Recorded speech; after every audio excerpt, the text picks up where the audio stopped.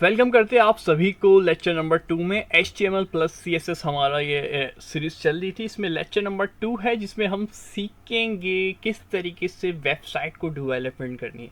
सिर्फ HTML plus CSS की हम बेसिक्स ने को ही नहीं लेंगे, इसके साथ साथ हम जो है प्रोजेक्ट बेस्ड वर्क करेंगे ताकि आपके आसानी में समझने में आसानी रहे। जैसे कि टाइपस्क्रिप्ट में आप बहुत जो है बिल्कुल चीज़ें ऐसे देख रहे थे, प्रोजेक्ट कम थी चीज़ें, तो सीखने में परेशानी होती है। इस वजह से आप लोगों की आसानी के लिए प्रोजेक्ट बाय प्रोजेक्ट चलेंगे ताकि आपकी जो HTML और CSS है उस पर आपके ग्रिप और कंट्रोल अच्छे से आ जाए। तो स्टार्ट करते हैं लेक्चर को अपने। तो आपको एक वेबसाइट नज़र आ रही होगी डिस्प्ले पर, जिसके जो हम इस टाइप की कुछ वेबसाइट बनाने वाले, इसको मैं रिफ्रेश करता हूँ तो इसमें देखेंगे, ये देखे वेब डेवलपर एंड टाइपस्क्रिप्ट। ठीक है, ये कुछ लिखा हुआ चीज़ें हमारे पास ऊपर टॉप पे बना हुआ है। फिर उसके बाद इसकी बॉडी आ गई, बॉडी में अलग चीज़ डिफरेंट चीज़ आ गई, सेक्शन वगैरह। और फिर एक तरीके का हमने एक वर्क एक्सपीरियंस बता लिया जिसमें तो पोर्टफोलियो वेबसाइट पे काम करेगी कि कोई भी डेवलपर हो सबसे पहले उससे पूछा जाता है उसका पोर्टफोलियो। पोर्टफोलियो होता है क्या? अगर मैं बहुत शॉर्ट में बताऊं, ज़्यादा डिटेल में नहीं जाएंगे क्योंकि थ्योरी हम ज़्यादा कवर नहीं करते लेक्चर में। पोर्टफोलियो होता है जिसमें आप अपनी आपको इंट्रोड्यूस करवा रहे होते हो, आप अपने बारे में बता रहे होते हो कि आप क्या हो, आप क्या क्या जानते हो, आप कब से ये काम कर रहे हो और आपकी क्या क्या अचीवमेंट्स है। ठीक है, और आप क्या क्या काम कर सकते हो, क्या क्या सर्विस आप दे सकते हो। सिंपल में अगर हम बात करें, मिसाल के तौर पर डेवलपर है तो फिर डेवलपर कौन सी लैंग्वेज आपको आती है और आपका कोई प्रीवियस एक्सपीरियंस है। अगर नहीं है प्रीवियस एक्सपीरियंस तो आपके जो फिर थोड़ी सी परेशानी होती है। अगर आपके पास एक्सपीरियंस नहीं, अगर आप बिल्कुल स्टार्टअप है तो उसके लिए फिर क्या होता है, पोर्टफोलियो वेबसाइट पे काफ़ी हेल्प करती है कि आप दिखा सकते हैं कि आप मैं ये मेरा बेस्ट है। पोर्टफोलियो मतलब ये मेरा बेस्ट है, इसके अलावा मैं और भी बहुत सारे कर सकता हूँ। तो एक तो पोर्टफोलियो बना लेंगे और फिर आप डिफरेंट प्रोजेक्ट की वेबसाइट बना लेंगे ताकि आप दिखा सकें। अभी इस पे मैंने सिर्फ एक ही वेबसाइट बनाई है पोर्टफोलियो की, और फिर जैसे पोर्टफोलियो पे ही आप शुरू करवा सकते हैं अपनी डिफरेंट प्रोजेक्ट्स जो आपने बनाए हुए हो। ठीक है, तो इस तरीके से आप कुछ बना सकते हैं वेबसाइट। ठीक है, तो स्टार्ट करते हैं। सबसे पहले जो हमारे पास VS कोड एडिटर में हमारे पास वर्क चल रहा था, HTML प्लस CSS लेक्चर है हमारे पास। HTML भी सीख रहे हैं और हाँ CSS भी सीख रहे हैं, और ये हम वर्क जो कर रहे थे वो नोट से कर रहे थे। तो प्रीवियस लेक्चर में जहाँ पे काम कर रहे थे वही मैंने फोल्डर खोल दिया, आपको बता दिया था किस तरीके से खोलते हैं हम लोग फोल्डर। उसको मैंने VS कोड एडिटर में अपने पास ओपन कर लिया और इसके अंदर मेरे पास एक index.html की फाइल बनी हुई थी जिसमें लास्ट टाइम हमने काम कर लिया था चीज़ें। उसको मैं ओपन करवा देता हूँ, ओपन विद लाइव सर्वर से। तो यहाँ तक लास्ट टाइम हमने जो है काम कर चुके थे, तो ये पास ओपन हो चुका है। लास्ट टाइम हम यहाँ तक कुछ काम कर चुके थे और कुछ टास्क भी दिया था और बहुत काफ़ी सारे स्टूडेंट ने वो टास्क कंप्लीट भी किया है जो टास्क दिया था रिसेंटली। फ्रूट नेम की लिस्ट और एक और लिस्ट का ऑर्डर और अनऑर्डर लिस्ट बनाने का टास्क दिया था लास्ट टाइम। और अब जो है इसके आगे के स्टार्ट लेते हैं। ये काम हम कर चुके थे, ये चीज़ें सीख चुके थे, इसमें कुछ टैक्स वगैरह हम देख चुके थे, HTML के भी देखे थे हमने और CSS भी देखी थी। अब बात करने वाले हैं हम पोर्टफोलियो वेबसाइट की, कि वेबसाइट किस तरीके से बनाए। वेबसाइट जब भी हम बनाएंगे तो उसमें एक चीज़ का ख्याल रहेगा हमारे पास कि वेबसाइट जो हम बनाएंगे उसमें सबसे पहले जो हमारे पास आ जाता है वो हेडर आ जाता है, और हेडर के साथ नेविगेशन बार आ जाता है। कुछ वेबसाइट में हेडर के अंदर चीज़ें अलग डली हुई होती है और नेविगेशन के अंदर अलग होती है, और ज़्यादातर जो वेबसाइट के जो पैटर्न वो यूज़ कर रहे होते हैं वो हेडर के अंदर ही नेविगेशन बार को प्रीफर कर रहे होते हैं। ठीक है, हेडर के टैग के अंदर ही नेविगेशन के बार, यानी कि टॉप जो भी वेबसाइट होगी पहले आपको वेबसाइट को समझना पड़ेगा कि वेबसाइट के अंदर जो टॉप पे जो आपकी नज़र आ रही होती है वेबसाइट, तो उसके अंदर जो टॉप पे जो लिखा हुआ होता है ये साइट हमारे पास हेडर कहलाता है। हेडर या फिर नेविगेशन बार कहते हैं इसको। ठीक है, तो ये नेविगेशन बार होगी हमारे पास। अब नेविगेशन बार कैसे बनाएंगे, सबसे पहले आज के जो हमारे पास टास्क है वो यही है कि नेविगेशन बार बनाना है हमें। तो नेविगेशन बार से स्टार्ट लेते।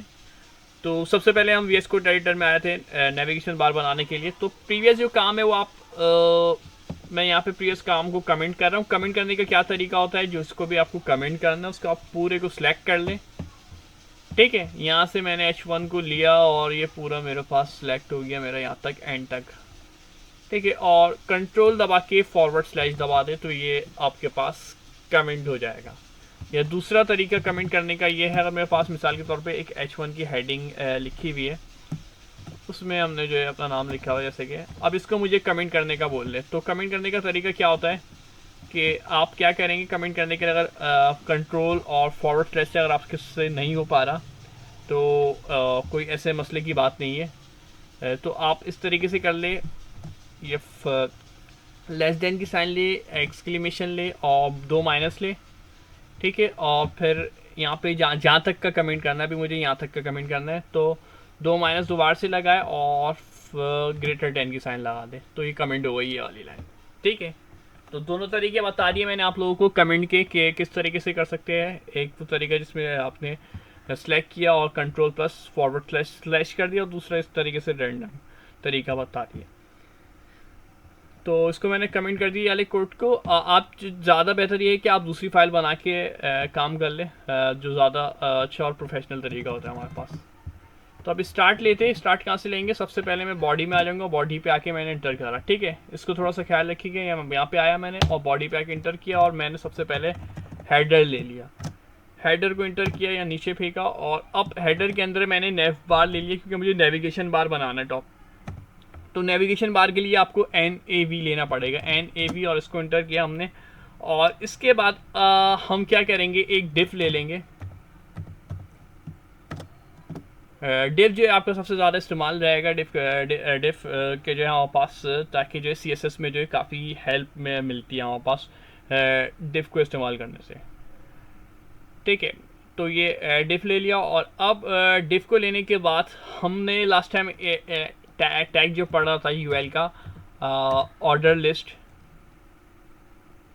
ठीक है। ये जो थी हमारे पास UL ले ली, अनऑर्डर लिस्ट, सॉरी UL है अनऑर्डर लिस्ट UL। और अब क्योंकि ये हमारे पास जो टॉप पे नज़र आ रही होती है वो एक लिंक होती है, ये जो होती है हमारे पास, कहते हैं कि होम पे आप देखेंगे ना माउस, लास्ट टाइम हमने एंकर टैग पढ़ा था तो उसमें हमने देखा था कि ये लिंक होती है। तो ये देखिए, इसमें मैं जैसे ला रहा हूँ होम पे और अबाउट पे और सर्विसेज पे, तो मुझे कर्सर जो है मेरा चेंज हो रहा है, क्योंकि ये लिंक दे रहे होते हैं हम अपनी वेबसाइट पे। तो हम तीन चीज़ें रखेंगे, होम, अबाउट और सर्विस। और सर्विस के साथ कॉन्टैक्ट भी ऊपर दे सकते हैं, या तो आप नीचे भी दे सकते हैं कॉन्टैक्ट को। जिसको देख लेते हैं एक मिनट। तो यहाँ पे हम UL के अंदर आके हम जो है ले लेंगे एंकर टैग, जो कि A से स्टार्ट हो रहा होता है।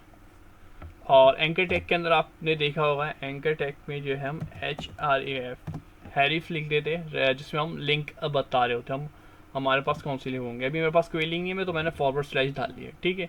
इसके सब बाद में यहाँ पे लेस देन और ग्रेटर देन की साइन में आके इसको मैंने नीचे की तरफ किया, और अब मैं LI लिखूँगा। LI देखा था एंकर टैग के साथ हम जब ले रहे थे, तो लिस्ट लेने के लिए हम LI टैग का यूज़ करते। तो अब मुझे कितनी लिस्ट चाहिए, मुझे यहाँ पे आप देख सकते हैं। तो यहाँ पे हमने क्या लिया होता, होम, अबाउट और सर्विसेज। तो हमने बोला अभी हम 3 लेंगे, वैसे यहाँ पे मैंने 5 लिए हुए थे, GSIIT और SMIT। तो अभी हम 3 ले लेते हैं, होम, अबाउट और सर्विसेज। तो इसको कंप्लीट करते हैं। पहले पे मेरा आ जाएगा होम, तो मैंने यहाँ पे होम लिख दिया। दूसरा मेरा UL को जो ना, हम क्या करेंगे, थोड़ा सा काम को आसान बनाएंगे। यहाँ पे UL से लेके यहाँ तक UL तक कॉपी करेंगे हम, Ctrl+C, सॉरी मैंने UL बोल दिया, सॉरी एंकर टैग से टैग कॉपी करेंगे ताकि आसानी रहे। Ctrl+C और एंकर टैग से कॉपी करके यहाँ पे मैं 3 बार पेस्ट कर दूंगा। मेरे पास एक होम को मिटा के मैं कर दूंगा होम, सर्विस हो जाएगी आपकी। जो भी सर्विसेज है आप इस लिंक के अंदर आप दे सकते हैं कि आप जो है HTML डेवलपर है, HTML CSS जावास्क्रिप्ट डेवलपर है, या आप बैकएंड डेवलपर है, फ्रंट एंड डेवलपर है। तो जो भी आपकी स्किल होगी वो यहाँ पे आ जाएगी। इसके बाद नेक्स्ट क्या करना है, होम को कर दिया, और यहाँ पे होम, सर्विसेज और अबाउट में क्या आता है, अबाउट में जो है हमेशा हम अपने बारे में लिखते हैं कि हम आप क्या है, आप क्या क्या चीज़ें, ठीक है। तो आप अपना थोड़ा सा अबाउट में रेफरेंस दे देंगे। और कॉन्टैक्ट वगैरह भी कर सकते हैं, या तो कॉन्टैक्ट यहाँ पे कर दे, या फिर हम उसको जो है फुटर में भी देख सकते हैं कॉन्टैक्ट को। तो यहाँ तक काम कंप्लीट हो गया। सबसे पहले हमने हेडर लिया, फिर इसके बाद नेव बार लिया, नेव बार के बाद एक डिफ लिया, और डिफ्स के अंदर UL लिया, UL के अंदर एंकर टैग लिया पहला, और जिसमें होम रखा, और दूसरा सर्विसेज, और तीसरा LI अबाउट। अब जो हमारा काम ये तो नेव बार के यहाँ पे कंप्लीट हो गया। अब इसको मैं एक बार देख भी लेता हूँ कि ये नज़र कैसा आ रहा है। तो मैं ओपन विथ लाइव सर्वर कर लेता हूँ। आपने, उम्मीद करता हूँ आपने एक्सटेंशन कंप्लीट कर ली होगी।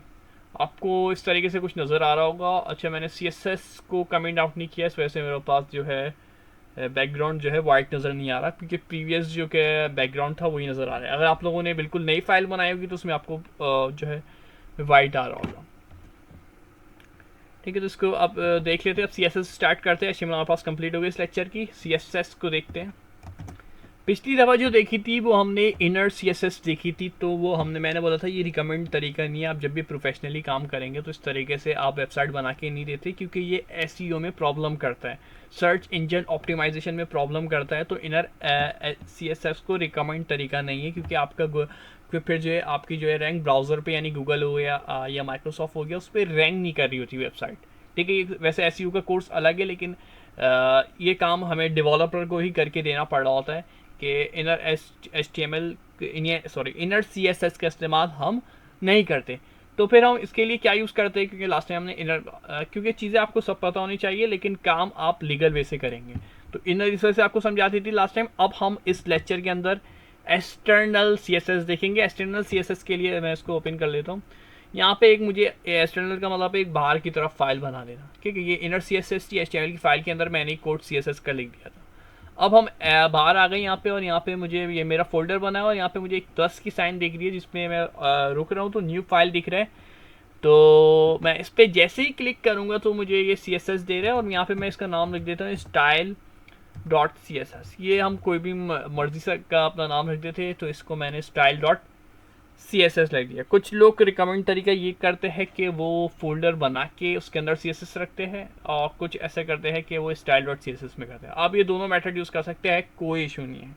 ठीक है, तो style.css, और अब इसको मैंने क्लिक कर दिया तो मेरे पास बिल्कुल नई और एम्प्टी फाइल आ चुकी है।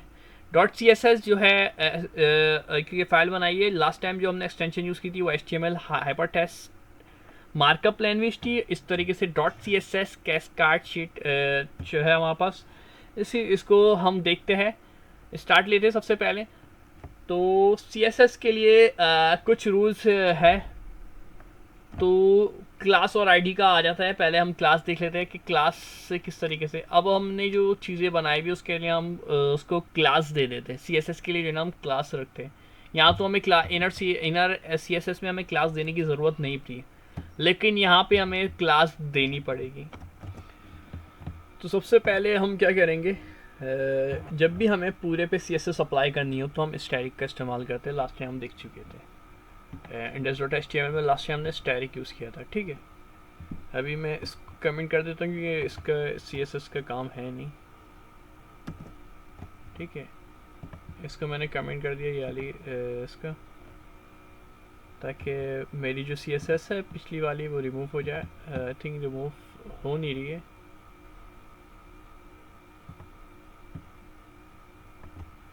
इसको मैंने रिमूव ही कर दिया, यानी CSS जो पिछली वाली अप्लाई हुई थी। ठीक है, तो अब देखिए बिल्कुल ऐसा दिख रहा होगा आप लोगों के पास। होम आ गया, सर्विस आ गया, अबाउट आ गया। ठीक है, जैसे मैं इस पर क्लिक कर रहा हूँ तो मेरे पास कहीं जा नहीं रहा। ठीक है, क्यों नहीं जा रहा, क्योंकि हमने जब HTML लिखी थी तो उसके अंदर मैंने HTML के अंदर मैंने बोला था href में आप लिंक देते हैं, लेकिन यहाँ पे मैंने फॉरवर्ड स्लैश क्यों दिया। फिर सवाल ये होता है, फॉरवर्ड स्लैश से ये होता है कि आपके किस दूसरी लिंक पे नहीं जाएगा अगर आपके पास अभी लिंक नहीं है। फिलहाल हमारे पास कोई लिंक नहीं है। अगर आपके पास लिंक है, आपने बनाया हुआ है, तो फिर उसके लिए हम वर्क करेंगे। अभी हम ज़्यादा डेप्थ में जाके एडवांस काम नहीं कर रहे, बिल्कुल सिंपल सा काम कर रहे हैं। इस वजह से एक और फाइल बना के हम काम नहीं करने वाले यहाँ पे। तो style.css में आ गए हमने, और यहाँ पे लिख दिया स्टैटिक, और स्टैटिक के साथ हमने क्या कर दिया है भाई, स्टैटिक किया, और यानी पूरे पे CSS अप्लाई कर रहे हो। और यहाँ पे मैं मार्जिन 0 कर दूंगा, जो भी मार्जिन होगा वो 0 हो जाए मेरे पास, और पैडिंग भी जो है मेरे पास वो 0 हो जाए, यानी कि जो स्पेसेस वगैरह होगी ना, एक्स्ट्रा स्पेसेस जो होती है उसको मैंने रिमूव कर दिया। पैडिंग भी मेरे पास 0 हो जाए। ठीक है, मार्जिन 0 और पैडिंग 0 कर दी। और यहाँ पे आप देख सकते हैं, इधर यहाँ पे आके देख सकते हैं मार्जिन जो इनके जो दरमियान के जो गैप वगैरह जो भी होगा वो रिमूव हो जाएगा। ठीक है, मार्जिन 0, या तो इसके आगे px भी कर सकते हैं, px के अंदर ही होते हैं नॉर्मली।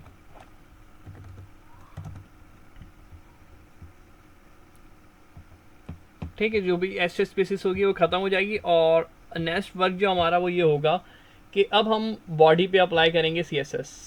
ठीक है। बॉडी मतलब CSS जो अप्लाई कर रहे होते हैं हम देख देख के अप्लाई कर रहे होते हैं किस पे करना है। अभी हमने स्टार लगाया था नहीं पूरे पे अप्लाई कर रहे हैं, अब मैं किसी खास पे करवा रहा हूँ। जो भी हमारे पास HTML लिखी जाती है वो बॉडी के अंदर लिखी जाती है, ठीक है। लेकिन इसके लिए एक चीज़ रह गई, मैंने फाइल बनाई थी CSS को लिंक नहीं किया। जब भी मैं देख रहा था पैडिंग का बहुत ज़्यादा फर्क नज़र नहीं आ रहा। तो जब हम फाइल बनाते हैं एक्सटर्नल की, एक्सटर्नल फाइल बनाने का रूल ये है कि भाई यहाँ पे हेड के अंदर ये जो हेड का टैग चल रहा है इसके अंदर आपको इसको कनेक्ट भी करना होता है। इस फाइल को कनेक्ट करने के क्या तरीके, आप लिखेंगे LINK और :CSS, ये जो आपको ऑप्शन दे रहा है VS कोड एडिटर, इस पर क्लिक कर दें तो आप देख सकते हैं लिंक रेलिव और स्टाइल शीट इसने ऑलरेडी दिया हुआ है। तो बस आपको ज़्यादा इसमें डेप्थ में जाने की ज़रूरत नहीं। जो हैरिफ जो है जिसके अंदर हम लिंक करते हैं, एंगल लिंक में भी HRF लिखते हैं जो कि लिंक देने के लिए होता है। तो इसको मिटा दे और यहाँ पे लिख दे डॉट स्लैश से मुझे ये दो ऑप्शन दिख रहे हैं, यहाँ पे जो भी हमारी फाइल होगी वो दे देगा ये।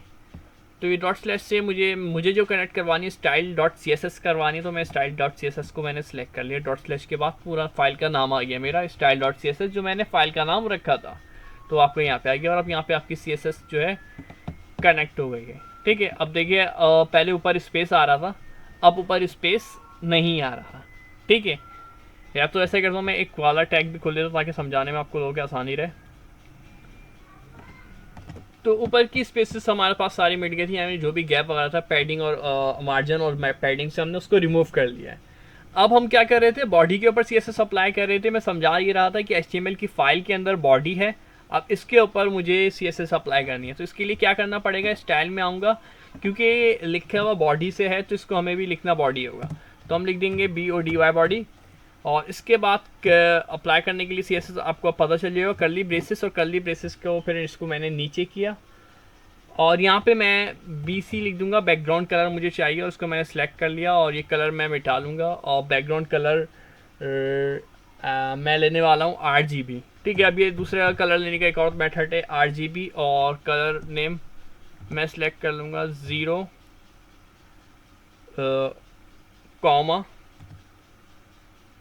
0,33, ठीक है। तो ये मैंने कलर सेलेक्ट कर लिया, अब ये मेरे पास आ गया। ये एक और पहले हमने जो देखा था बैकग्राउंड कलर, उसमें कलर का हम नाम लिख देते थे और फिर इसमें कलर का नाम या तो कलर आ जाता था तो उसको हम यहाँ से सेलेक्ट कर लेते हैं। यहाँ पे मैंने RGB, यहाँ पे ये कलर कोड मुझे याद था जो मैं अपनी थीम सेट करना चाहता हूँ। अगर आपको नहीं याद कोई मसला नहीं, आप किस तरीके से कर सकते हैं। तो वही जो तरीका था BC बैकग्राउंड कलर हम लेंगे और यहाँ पे बैकग्राउंड कलर आ गया। अब ये वाइट आया है, आप इस पर क्लिक करेंगे, जो कलर आप सिलेक्ट करना चाहते हैं, जो भी थीम आप लेना चाहते हैं यहाँ से सिलेक्ट करके उसको सिलेक्ट कर लेंगे, ठीक है। तो ये तरीका है। तो मुझे तो कलर कोड याद है, तो अगर आपके पास जैसे किसी क्लाइंट ने आपका जो क्लाइंट है वो आपको कलर बता देता है कि उसको ये एक थीम के ये कलर कोड चाहिए, तो आप फिर उसको डायरेक्ट कलर कोड पे इस तरीके से कर सकते हैं। और अगर नहीं पता फिर आप ऑप्शनल है, फिर आप इस तरीके से सेट कर लेंगे। तो ये हो गया। कलर मैं वाइट लूँगा। अब ये मैं वाइट किसका लूँगा, आप देख सकते हैं यहाँ पे मेरी थीम चेंज हो चुकी है। इसको मैं एक बार दिखा दीजिए, फिर मेरे पास थीम चेंज हो चुकी है। यहाँ पे मैं दिखाऊँ, यहाँ पे मेरी थीम चेंज है क्योंकि यहाँ पे मेरे पास लाइव सर्वर से नहीं खोला हुआ, तो इस तरीके से नज़र आ रही है। और फिर चेंज होने के बाद ये ऐसी हो गई है। इसको मैं जैसे ही रिफ़्रेश करूँगा तो ये पास थीम चेंज हो चुकी है। अब इसमें आप देख रहे हैं होम और सर्विसेज और अबाउट जो लिखा हुआ पर्पल कलर से लिखा हुआ, तो इसको भी मैं चेंज कर लेता हूँ, कलर वाइट दे देता हूँ मैं इसको। तो कलर वाइट देने के लिए आपको लिखना क्या होता है, कलर कॉलन और वाइट लिख देते हैं यहाँ पे हम अपने पास, और ये वाइट आ गया और सेमी कॉलन से इसको एंड कर दे। क्या ये चेंज हो गया हमारे पास, इसको देख लेते हैं एक बार। कलर वाइट हमने ले लिया, बॉडी का कलर वाइट हमने ले लिया, और फॉन्ट फैमिली भी ले लेते हैं। अच्छा, डिव के अंदर से हम चेंज करवाएंगे इसका कलर, सॉरी यहाँ से नहीं करवाएंगे। तो फॉन्ट फैमिली हम डिसाइड कर लेते हैं, फॉन्ट फैमिली इसकी क्या होने वाली है जो हमारे पास किस उससे लिखे। तो मैं इसको पॉप इन सेंस कर लेते हैं।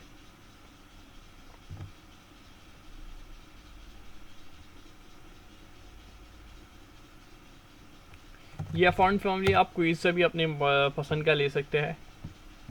एक मिनट में, ये फॉन्ट फैमिली में कौन से ऑप्शन दे रहे थे ये देखता हूँ मैं।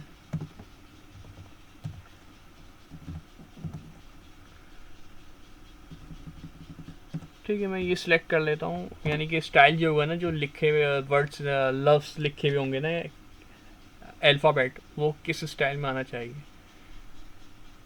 इसके बाद नेव बार को हम पकड़ेंगे, बॉडी को हमने चेक कर लिया था। बॉडी के बाद हमारे पास अंदर आता है हेडर। हेडर के हमने तो कुछ खास काम किया नहीं है, और हेडर के अंदर डायरेक्ट हमने नेव कर दिया है, और नेव के अंदर बाकी सारी चीज़ें स्टोर करवाई। हेडर के अंदर नेव है और नेव के अंदर पर डिव है। तो नेव को मैं डायरेक्ट नेव से ही करूँगा, कोई क्लास वगैरह नहीं दे रहा। क्लास का क्या हिसाब है ये अभी हम इसी लेक्चर में देखेंगे क्लास क्या है।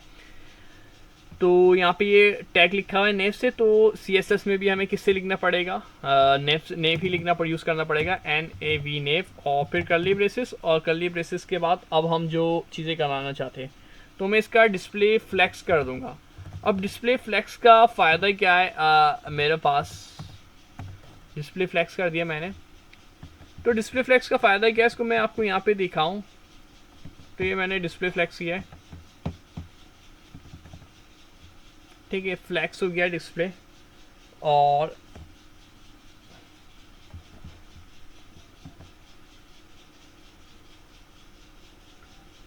नेव से हमने डिस्प्ले फ्लैक्स कर दिया है, और फ्लैक्स करने के साथ साथ जस्टिफाई कंटेंट कर देते स्पेस अराउंड।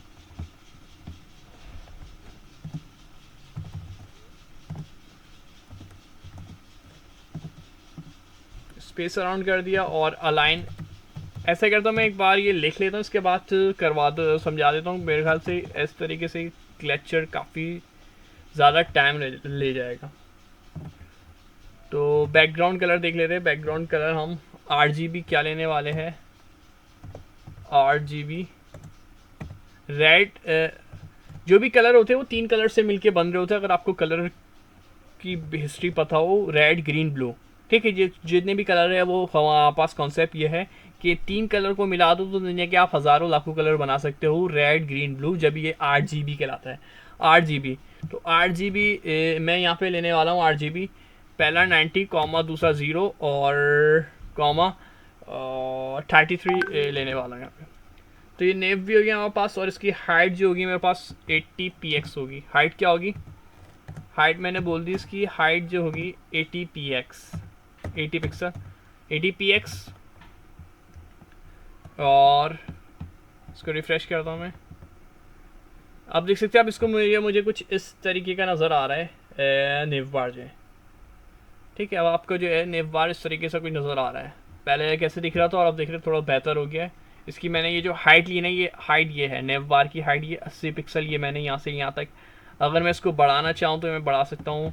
इसको आप 120 भी कर सकते हैं, लेकिन 120 पे भी लेना फिर ये काफ़ी बुरा लगेगा। एक बार मैं शो भी करा देता हूँ। अगर मैं इसको 120 लेता हूँ तो ये जो है ना, काफ़ी इसको रिफ़्रेश करता हूँ, देखिए काफ़ी बड़ा और आउटफिट लगेगा। नेव बार जब भी होता है ना वो इतना ज़्यादा बड़ा नहीं होता, तो इसको हम छोटा कर लेते हैं। I think 70 will be better, 70। उसको मैं रिफ़्रेश कर लेता हूँ, ठीक है। ये हो गया होम। अच्छा, ये जो है ना मैं जो वेबसाइट दिखा रहा था आप लोगों को, वो तो कुछ अलग थी। कहाँ गई वो इस तरीके की उसमें तो ये होम, अबाउट और सर्विसेज क्या आ रहे थे, अलग अलग आ रहे थे। लेकिन अब जो हमने कोडिंग की है उसमें तो भाई, उसमें तो ये 7 लिखे हुए आ रहे हैं। तो इसको अभी भी अलग करते हैं, इसको भी देखते हैं आगे जाके किस तरीके से अलग कर सकते हैं हम, पॉसिबल क्या पॉसिबिलिटी है हमारे पास। नेक्स्ट वर्क जो हमारे पास होने वाला है ना, वो हमारे पास क्लास से पकड़ेंगे हम। तो अब क्लास से किस तरीके से पकड़ेंगे हम जो यहाँ पे क्या करने वाले, HTML की फ़ाइल के अंदर आएंगे, और HTML की फ़ाइल के अंदर आने के बाद जो है हम क्लास दे देंगे लेफ्ट। एक क्लास लेफ्ट ले लेंगे और एक क्लास राइट ले लेंगे। तो लेफ्ट क्लास कौन सी को देंगे, अच्छा यहाँ पे प्रीवियसली देखेंगे अगर आप, तो मैंने जो यहाँ पे नाम भी लिखा हुआ है, लेकिन यहाँ पे नाम लिखा हुआ नहीं आ रहा, ये अभी जो हम काम कर रहे हैं। तो नाम भी लिख लेते हैं, नाम तो सिंपल H1 से लिख लेंगे।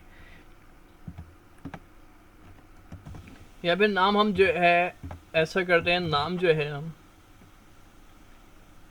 डिफ से लिख लेते हैं। चलो डिफ से भी आपको ताकि पता चल जाए डिफ से किस तरीके से नाम लिख सकते हैं। डिफ ओपन क्लोज हो गया, और यहाँ पे मैंने क्या कर दिया, यहाँ पे मैंने बोल दिया भाई बाबर पोर्टफोलियो। आपका जो भी नाम होगा वो यहाँ पे आ जाएगा, और यहाँ पे लिख दिया बाबर पोर्टफोलियो, ठीक है। तो अब मैं बोल रहा था क्लास देना है, इसको क्लास किस तरीके से देंगे, देने वाले हैं हम एक मिनट देख लूँ मैं ये लिखा हुआ आ गया या नहीं आया, ये जो हमारे पास ये वाला टैग था। तो अब देख सकते हैं आप यहाँ पे ये लिखा हुआ आ गया और ये थोड़ा सा यहाँ पे दूर हो गया। और तो इसको थोड़ा सा बेहतर बनाने के लिए हम लोग क्लासें दे देते हैं ताकि HTML में यूज़ कर सके। अब देखिए 2 डिव हो गए। अब मैंने 2 डिव बना लिए। अब इस तरीके से क्या होता है, हम लोग फंस जाते हैं कई जगहों पे जब हम काम कर रहे होते हैं वेबसाइट पे बनाने के लिए। समझाने का मकसद ये है कि अब हम डिव लिखेंगे तो वो पहले डिव पे काम करेगा, दूसरे डिव पे काम करेगा। इसको ये काफ़ी मुश्किल हो जाता है कि तो इस कन्फ्यूजन को सॉल्व करने के लिए हमारे पास मौजूद है क्लास। ठीक है, अगर एक से ज़्यादा वो हो रहा है तो अब हम क्या करेंगे, ज़्यादा बेहतर ये होगा कि हम क्लास का इस्तेमाल करें। अब हम डिव को दे देंगे क्लास इज इक्वल टू और इन्वर्टिस कॉमा ओपन और क्लोज। अब जो भी क्लास देते हैं वो इन्वर्टिस को कॉमा ओपन और क्लोज जो है उसके बीच के अंदर हमें लिखना होता है। तो क्लास में पहली वाली दे देता हूँ लेफ्ट, और याली डिफ को भी मैं क्लास दे देता हूँ ताकि इस डिफ को इसके अलावा अगर हमें मज़ीद भी वेबसाइट में डिफ क्लास बनाने की ज़रूरत पड़े तो ऐसी सूरत में हम क्या करेंगे, क्लास इसको मैं दे देता हूँ राइट। इसको मैंने लेफ़्ट क्लास दी थी। अब जब हम इसको पकड़ेंगे तो लेफ़्ट से पकड़ेंगे। अगर मैं लेफ़्ट बोलता हूँ तो इसका मतलब मेरे पास याला डिफ हो जाएगा, और अगर मैं राइट बोलता हूँ तो राइट का मतलब मेरे पास याला डिफ हो जाएगा कि इसके ऊपर अप्लाई होगी CSS।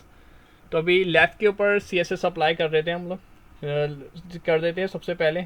तो उसको बेटर बना देते हैं। तो लेफ़्ट पे ना ज़्यादा ख़ास CSS अप्लाई करनी नहीं है हमें, क्या बस एक छोटा सा काम करना है, फ़ॉन्ट साइज़ को ही इसको छेड़ेंगे।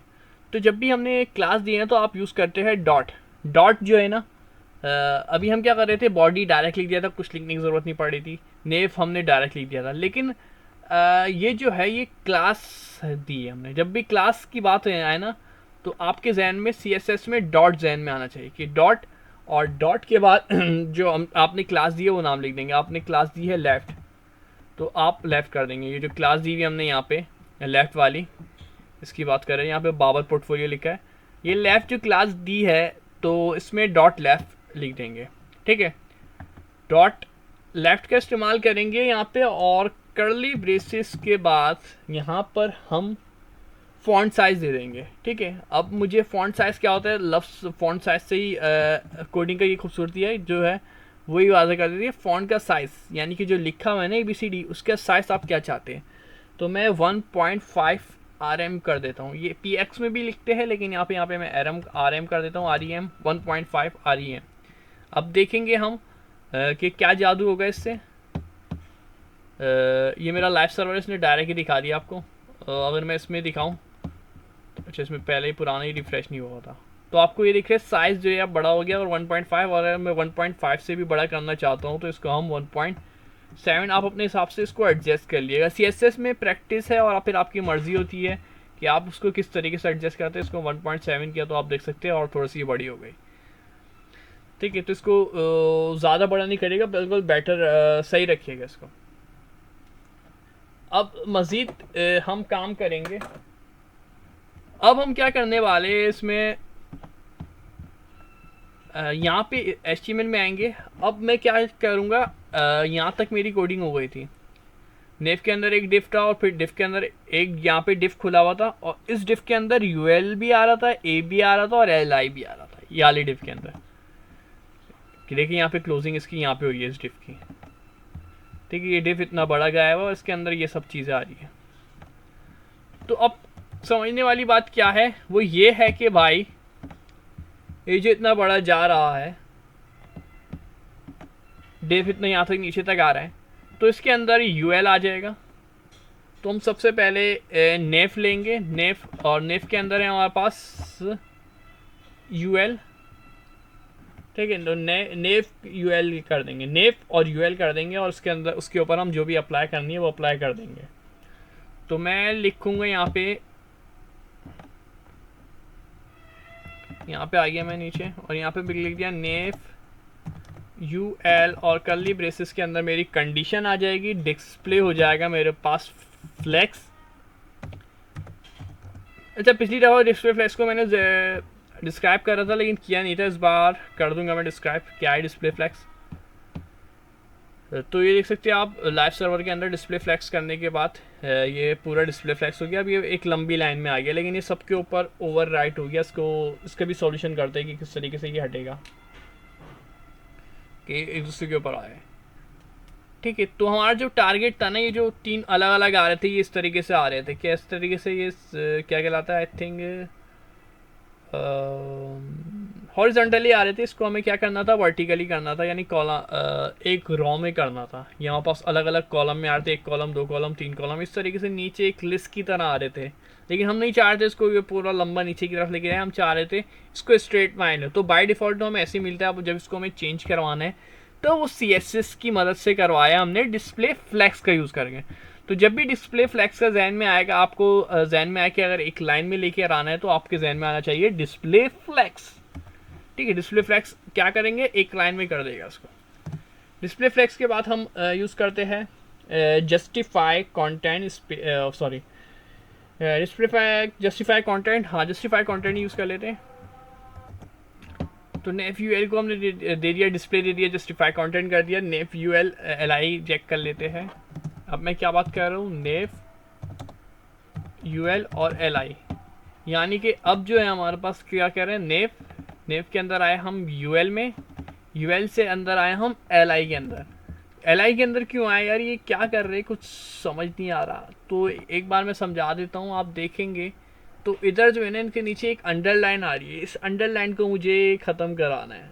ये शुरू से ही आपने देखा हो एक अंडरलाइन आ रही है। अंडरलाइन को ख़त्म कराने के लिए मुझे होम सर्विस ये जो लिखा है उस तक पहुंचना पड़ेगा। इसको पहुंचने के लिए हम क्या करेंगे, नेव यूएल और एलआई के अंदर हमने लिखा हुआ ये। तो इसके लिए हमारे पास जो है CSS होती है, वो लिखते हैं हम लिस्ट, क्योंकि ये हम क्या बनाई हुई है, एलआई जो है एक लिस्ट है। तो इसके लिए हम यूज़ कर रहे होते हैं लिस्ट स्टाइल नॉन। लिस्ट का कोई स्टाइल नहीं होना चाहिए। तो ये जो लाइन आ रही है नॉन, यानी कि कुछ नहीं चाहिए हमारे पास, नन कर दिया हमने, नन। तो अभी कुछ भी नहीं आएगा हमारे पास। अब मैं यहाँ पे मार्जिन इसको दे देता हूँ, मार्जिन 0.23 px कर देते हैं इसके मार्जिन को, 0.23 px। ठीक है, क्या देखते हैं, क्या लाइन जो है वो हट चुकी है।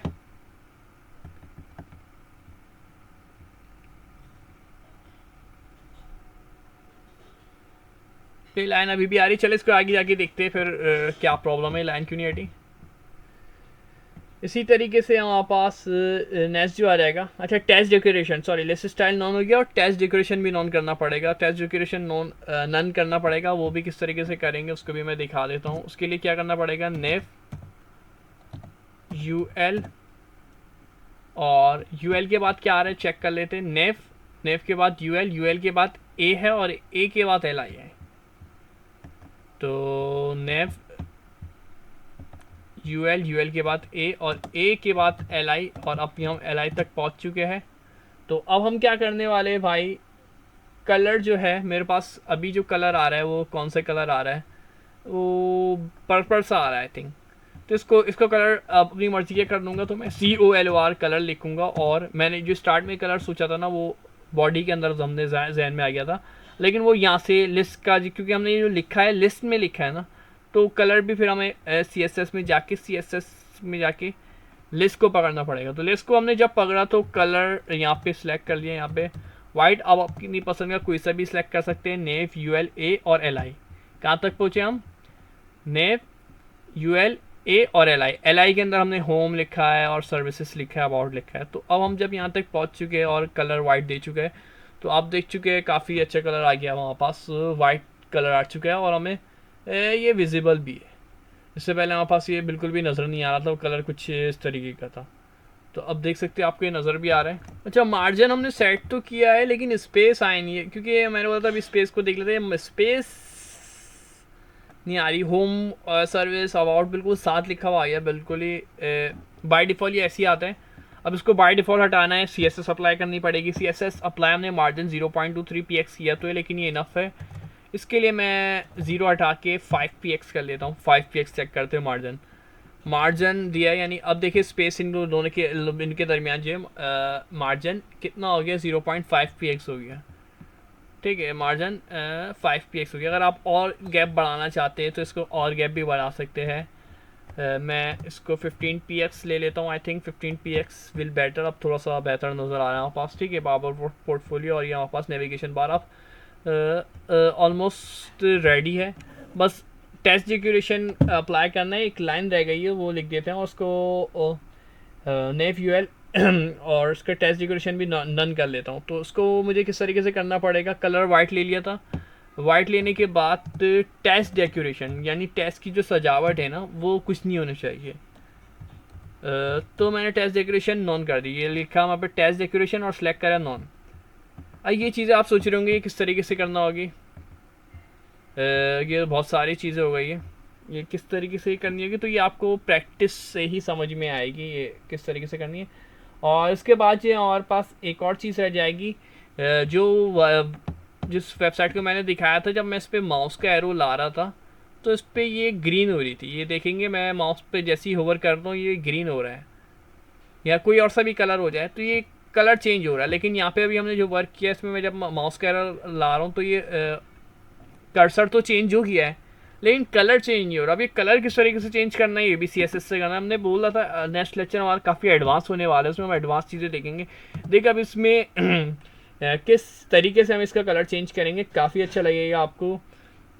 यहाँ पे नेव और नेव के बाद हमारे पास क्या होगा UL, और UL के साथ साथ हमारे पास A है और फिर LI। ठीक है, बस समझाने का मकसद ये है किसी के ऊपर अप्लाई कर रहे हैं हम नेव, नेव के अंदर UL है, UL के अंदर A है और A के अंदर LI है, क्योंकि हम होम का करना चाह रहे हैं ना, होम सर्विस और अबाउट, इसका चेंज करना चाह रहे हैं। ये LI है, डायरेक्ट LI तक तो हम पहुंच नहीं से रहे, तो इसके हम पहुंचने के लिए तरीका क्या किया हमने, नेव किया, UL किया और फिर A और LI। और जैसे ये किया हमारे पास कलर चेंज करने के लिए क्या होता है, अभी तक हम पहुंचे हैं, कलर चेंज कर देख लेते हैं। कलर चेंज के लिए आपको लगाना पड़ता है कॉलन, और कॉलन के साथ आप लिखते हैं HOVR होवर। कहते नहीं, मैं काफ़ी दफ़ा सुना होगा, मैंने बोला माउस को होवर करो, माउस को यहाँ पे ला के रोको, तो ये होवर की कमांड आप यूज़ करते हैं, कॉलन होवर। और अंदर लिख देंगे आप जो भी कलर चाहते हैं। अब कलर कौन सा चाहते हैं वो आपके ऊपर डिपेंड करता है कि यहाँ पे कर्ली ब्रेसेस, और कलर आप जो भी आपकी पसंद का होगा उसमें कलर आप दे देंगे। जैसे कि मैंने लास्ट टाइम ग्रीन लिया था तो ग्रीन ले लें, या तो आप ब्लू आइलैंड भी ले सकते हैं, ब्लू आइलैंड मैंने सेलेक्ट कर लिया, या कोई और सा भी XYZ जो भी कलर आपको समझ में आ रहा है। तो आप देख सकते हैं जैसे मैं ला रहा हूँ इस पर आपकी कलर चेंज हो गया है इसका। ठीक है, अच्छा इसका कलर चेंज नहीं होगा क्योंकि ये लिंक नहीं है, ये तो वर्ड में लिखा हुआ, ऐसा जहन में ना है, क्योंकि वो लिंक है उसका हमने कलर चेंज करना सीखा। तो यहाँ पास ये कंप्लीट हो चुका है, नेव बार वाला लेक्चर भी कंप्लीट हो जाएगा। तो चैनल को ज़रूर सब्सक्राइब कर दिएगा। शुक्रिया, अल्लाह हाफिज़। नेक्स्ट लेक्चर में हम Nest.js को भी हम इस जल्द स्टार्ट कर रहे, हेलो वर्ड लिख लिया, जिसने लेक्चर नहीं देखा हेलो वर्ड का वो Nest.js का भी स्टार्ट लें, जैसे उनकी HTML CSS कंप्लीट हो जाइए। शुक्रिया, अल्लाह हाफिज़।